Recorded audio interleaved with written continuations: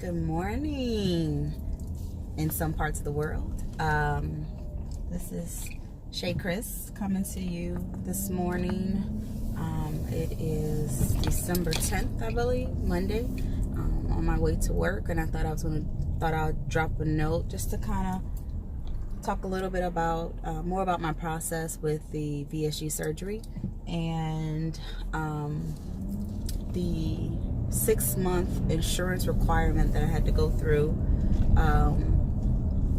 So kind of starting back, I decided in February of 2018 that I needed to do something about my weight and do something quickly, because at 43, my highest weight was 242. I am 5'4".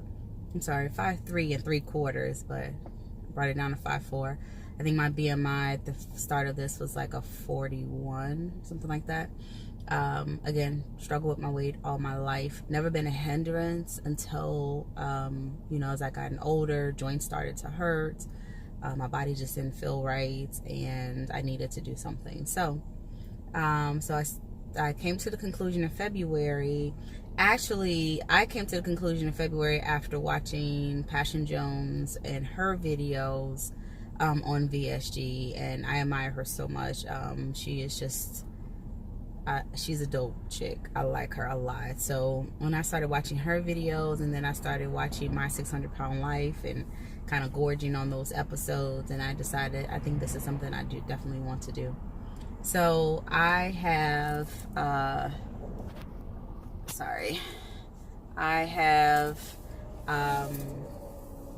I started my research in February, and as I mentioned in my first video, decided to go with Texas Laparoscopic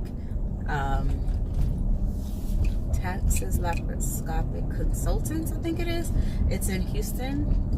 Dr. Terry Scarborough is my physician or surgeon, and I had my initial appointment with him just to kind of talk about my options and where I am as far as goals and what the surgery entails and if this is a good fit for me. And he said I would be a good candidate, and I spoke with the patient coordinator to go over all my requirements. I have Blue Cross Blue Shields of Utah, and they required several things for me to get started. The first thing would be 6 months of nutrition courses or classes, basically learning the best way to eat, how to monitor your diet properly. So I would have to do 6 months of that. And then weight management classes. Okay, that's what they call them, weight management classes. And then there is a final nutrition class in your 6 month that you will have to take, and it basically goes over the surgery, which are required, pre-op, post-op, and things like that. So I also had to submit to them. I had to do some blood work, tons of blood work. I also had to submit to them a weight history. I want to say 5 years of weight history, and I honestly was surprised by them approving me with my weight history, because I know, oh my God, I know my weight fluctuated so bad within the 5 years. I've never been consistent. I mean, honestly, I lost weight. I lost a ton of weight in 2009, which technically is beyond the 5 years, but I think that weight stayed on for about 9 months. I mean, I lost a lot of weight after I had, I'm sorry, not 2009, 05, 06. No, 05. I'm tripping. 05. After the birth of my son, it's like my metabolism just completely changed, and I was nursing him, and the weight literally fell off. Then when I started seeing the weight come off, I was like, I gotta keep this going. I was exercising 2 hours a day, 5 days a week. It was crazy. But anyway, I think that's the longest I ever kept weight off. Anyway, keep going. So then I had the weight history. I had to do some blood work. I had to have a psych eval. And essentially, they need to know, like, are you mentally prepared for this? Like, what got you to this place in the first? What is it about your lifestyle, your upbringing, contributed to you or me being in the position I'm in? Apparently that went pretty well. I didn't have an issue growing up, other than raised in a typical black family. You gonna eat what's on your plate, basically. And I mean, there was no abuse in my life. There is nothing really. I mean, I've had a very, very blessed life. My father wasn't around. My mom was a single mother, single parent, me and my brother, and we lived with my grandparents. My grandparents, one from Mississippi, one from Alabama. My grandmother cooked Southern food, so it was kind of like that's the life I grew up. So it was more or less just how we were raised, that you do not waste food. Okay, so we did the psych eval, and I felt pretty good after the meeting with the counselor, because like I said, that I just didn't feel like anything in my life really hurt me to the point of, I guess some things contribute to my weight gain, but it wasn't anything detrimental, right? So I felt pretty good after that. What else? I had an EGD done, but I've had one of those done anyway, so that was pretty easy for me. If you don't know what an EGD is, it's basically a test. They look down your esophagus just to make sure that there's no issues, you don't have any stomach problems, esophageal cancers and stuff like that. So they just check and make sure that you're looking good internally, and from what I know, I'm good. I did, the first time I had an EGD done, I did have H. pylori. For those that don't know what that is a bacteria, and it can come from pretty much anything. Crazy enough that the bacteria is usually from people of third world countries, impoverished countries, where sanitary conditions are not there. But obviously I live in the US of A, and not from the third world country, but I think a lot of it too comes from like eating out at restaurants and things like that, because you don't know the conditions of these restaurants. You will hope you walk in and that your food is not contaminated, but you just don't know. So I got that treated some time ago, but this time around nothing came back, so I was pretty good as far as my esophagus and my stomach. I feel like that's it. Nothing else major. So the 6 months of I'm trying to find a parking space. I'm at work now. The 6 months of weight management classes are pretty good. I mean, if you've done this long enough, you know exactly what to do. It's just a matter of doing it, and that's where we fall short, and that's where I fall short, I should say. It's just doing what is required of me to get myself together, right? So it was like a lot of stuff that I'd already knew, and I had already in my mind, before I started this process, decided that I was going to make sure that me physically start working on me, and watching my weight and watching what I eat. I adopted the keto lifestyle, which now I've kind of adopted more towards the just low carb, because I've just noticed I can't get enough fats as I need to. I shouldn't say I hate avocado, but I'm not an avocado fan. It always highly suggests avocado and the butters and things like that. I do take MCT oil, but my fat intake is very not where it should be to be technically keto. So I'm more low carb lifestyle, which works for me. So over my highest recorded weight was with this doctor at TLC in Houston, and it was 242, and I am now 220. So I lost 22 pounds on my own, which doesn't seem, I guess it doesn't, in the grand scheme of things, doesn't seem a whole lot in 6 months. It's probably more than 6 months now, because I started my first, as I made the decision in February, my first appointment was in April. So that's what, 8 months. So yeah, slow go. I've now considered myself a gym rat. I stay in the gym 5 days a week, and then I have solicited the assistance of a trainer. Now you see this? I'm off tangent right now, but you see this?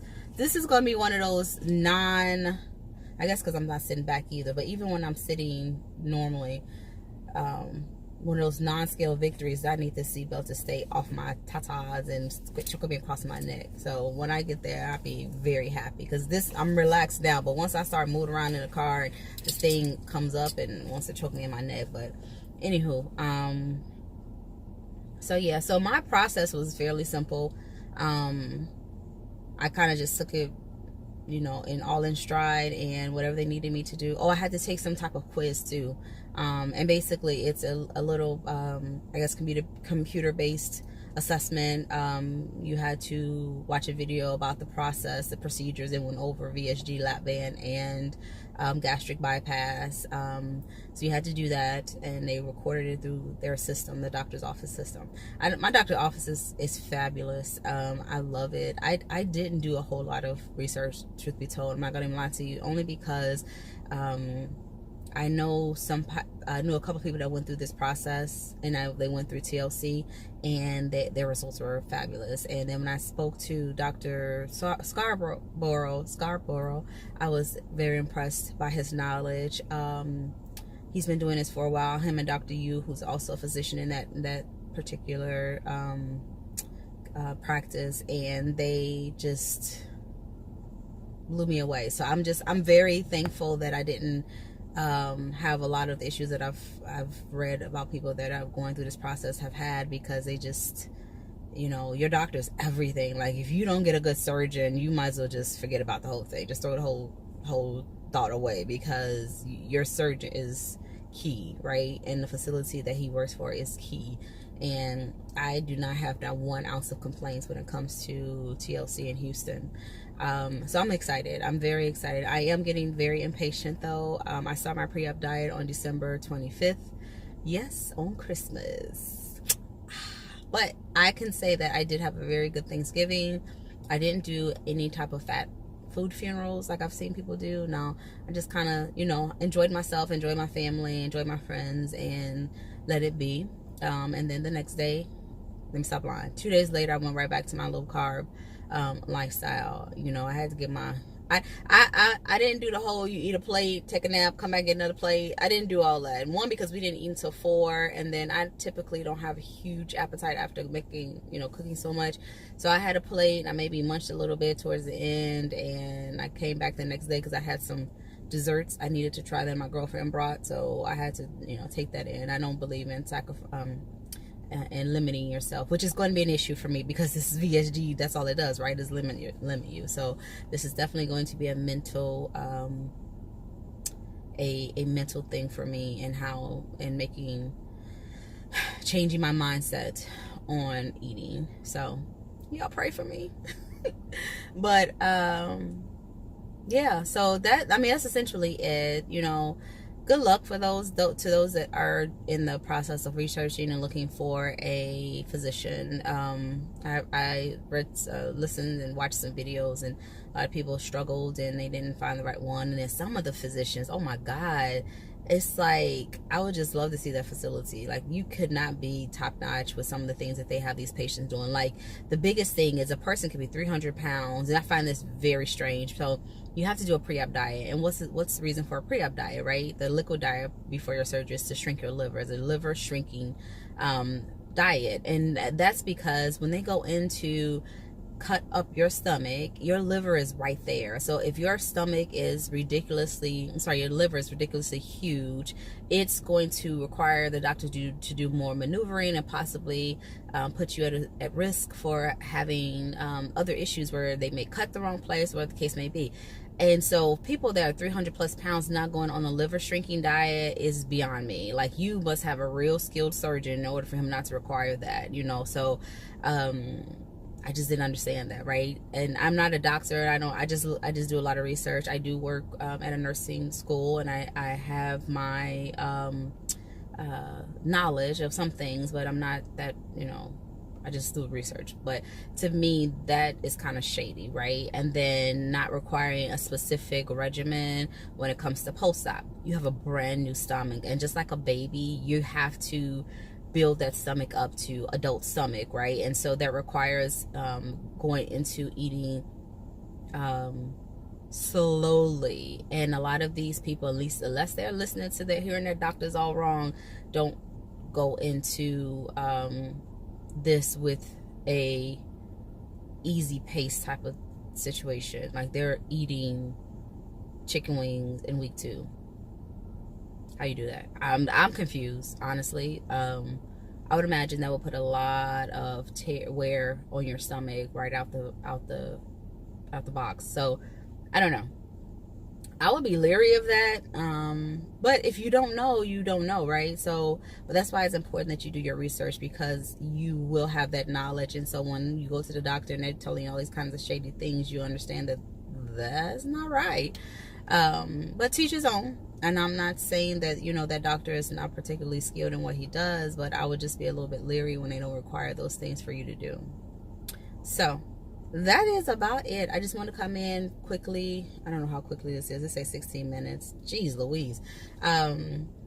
Just to kind of give you a idea of how I went through the process of getting to VSG. My surgery date is January 8th, 2019. My pre-op diet starts December 25th, 2018. So I'm going to definitely document that, because I can see that that's going to be very interesting. I've been on liquid diets before, so I don't anticipate it being too bad. The fact that you can have protein, you should have protein, is going to be extremely helpful with keeping you satiated and not going out of your mind. And I might have to just chew gum, because I do have a mouth, I shouldn't say fetish, but I have this thing where I have to constantly be chewing on something. So I do chew a lot of gum. So I anticipate that's going to be the case when I am going through this liquid diet. But I am not gonna lie, I will be in Vegas on the 19th through the 23rd, and I am going to party, because if I didn't have a food funeral before, I will somewhat be doing that during that time, and just relaxing and enjoying my husband, enjoying our time together, because after that I will definitely be on a mission to getting myself together and ready for the next month or two after post and pre-op and post-op. Okay, so I'm going to enjoy myself hard. Hear me, hard. But that's about it. Good luck to any of you guys that are on this process, this journey. It is definitely one that is filled with a lot of things and things to do. I need to come back and properly, I guess, sign off. My phone overheated and then my video stopped.